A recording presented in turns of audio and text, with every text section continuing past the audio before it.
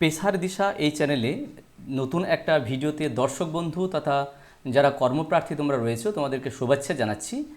এই চ্যানেলে মূলত কেরিয়ার রিক্রুটমেন্ট ভ্যাকেন্সি জব এবং সার্ভিস সংক্রান্ত নিত্য নতুন যে ভ্যাকেন্সি ক্রিয়েট হয় এবং তার রিক্রুটমেন্ট কীভাবে হয় এই নিয়ে আপডেট দেওয়ার আমি চেষ্টা করি।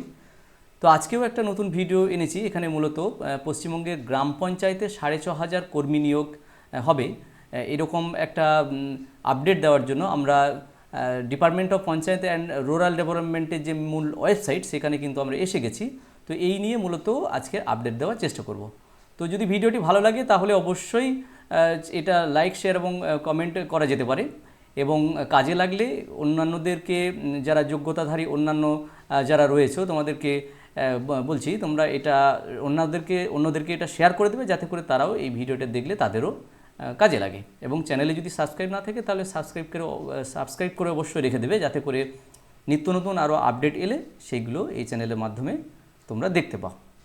তো আমরা মূলত চলে এসেছি। এখানে বলা হচ্ছে পশ্চিমবঙ্গের গ্রাম পঞ্চায়েতে 6,500 কর্মী নিয়োগ হবে, কীভাবে কারা আবেদন করবে এই নিয়েই মূলত আজকের এই প্রতিবেদন। তো এখানে ওয়েবসাইটের নাম দেওয়া হয়েছে, এই ওয়েবসাইট আমরা দেখতে পাচ্ছি, সেই ওয়েবসাইটে আমরা এসে গেছি। এখানে মূলত চাকরির স্থান বলা হচ্ছে যে পঞ্চায়েত গ্রাম পঞ্চায়েত এলাকা এবং জেলা পরিষদ এবং পঞ্চায়েত সমিতির মধ্যেই হবে এবং আবেদনের শেষ তারিখ এখানে কিছু বলা হয়নি এবং যোগ্যতা এবং যে সমস্ত ক্রাইটেরিয়া রয়েছে যেমন বয়সসীমা বলা হচ্ছে 18 থেকে 40 বছরের মধ্যে হতে হবে। কি পদে মূলত আবেদন করা যাবে? গ্রাম পঞ্চায়েতের নির্বাহী সহকারী, গ্রাম পঞ্চায়েত কর্মী, গ্রাম পঞ্চায়েতের নির্মাণ যে সহকারী এবং গ্রাম পঞ্চায়েতের সেক্রেটারি বা সম্পাদক, এইগুলো মূলত এখানে হবে। লিখিত পরীক্ষার মাধ্যমে নির্বাচন প্রক্রিয়া বলা হচ্ছে কি বিষয়ে, তার মধ্যে লিখিত পরীক্ষা রয়েছে। এক্ষেত্রে সিলেবাস অনুসারে প্রস্তুতি নিতে হবে, এগুলো এখানে বলা হচ্ছে। আর বলা হচ্ছে দক্ষতা, কিছু পদের ক্ষেত্রে কম্পিউটারের জ্ঞান থাকা প্রয়োজন এবং টাইপিংয়ের দক্ষতা থাকতে হবে। তারপরে চূড়ান্ত সাক্ষাৎকারের মাধ্যমে এটা মূলত করা হবে। তো যোগ্যতা বলা হচ্ছে যে আবেদনকারীর কম্পিউটার সায়েন্স ডিপ্লোমা বা অনুরূপ কোনো স্নাতক ডিগ্রি যদি পাস থাকে তাহলে তারা আবেদন করতে পারবে। তো মূল যে ওয়েবসাইট সেখানে আমরা রয়েছি, আমরা যদি পঞ্চায়েত রিক্রুটমেন্ট নিউ এইখানে অপশনে যাই তাহলে আমাদের এই পেজটি খুলে আসবে।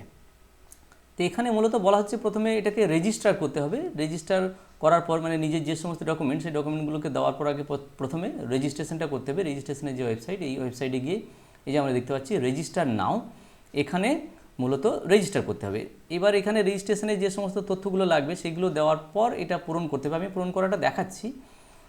তারপর মূল যে ফর্ম শূন্য পদের জন্য যে ভ্যাকেন্সি আছে সেটার জন্য তারপরে লগ ইন করা যাবে এবং পছন্দের মতো যেটা আমরা করতে চাইবো সেটাতে আমরা অ্যাপ্লাই করতে পারবো। তো আমরা রেজিস্টার নাও এখানে যদি যাই এই বাটনে, তাহলে এখানে প্রথমেই বলে দিচ্ছে যে এই রেজিস্টার করার জন্য ইম্পর্টেন্ট কিছু ইনস্ট্রাকশন দেওয়া হচ্ছে। তার মধ্যে email ID, mobile number, first name, middle name, এগুলো যেগুলো আছে সেগুলো সবই এখানে ভরতে হবে। তো এখানে রেজিস্ট্রেশন ফর্মটা মূলত খুলে গেছে। এরপর এখানে মোবাইল নাম্বার দেওয়া হলো, ইমেল অ্যাড্রেস দেওয়া হলো। এবার ফার্স্ট নেম লাস্ট নেম যেগুলো রয়েছে পরপর আমরা এগুলো দিয়ে ফিল আপ করে যাব।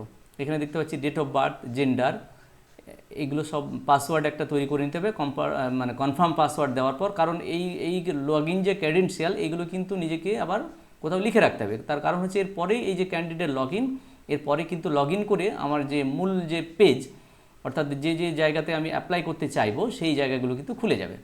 তাহলে রেজিস্টার প্রসেসটা প্রথমে দেখানো হলো। এখানে ওটিপি আসবে, ওটিপি ভেরিফিকেশান করার পর যে গুরুত্বপূর্ণ নথি, ছবি এগুলো আছে এগুলো আপলোড করতে হবে। যাই হোক পরপর যে স্টেপগুলো আছে সেগুলো করে গেলে এইভাবে আমরা অ্যাপ্লাইটা করতে পারবো। যাই হোক পেশার দিশা এই চ্যানেলে আমরা নিত্য নতুন যেটা আপডেট দেওয়ার চেষ্টা করছি যাতে করে ভ্যাকেন্সি এবং রিক্রুটমেন্ট সংক্রান্ত খবর আমরা দিশাটা দেখানোর চেষ্টা করছি। তোমরা যারা কর্মপ্রার্থী রয়েছে পরপর স্টেপ ফলো করে যাবে, নিশ্চয়ই এগুলো অ্যাপ্লাই করতে পারবে।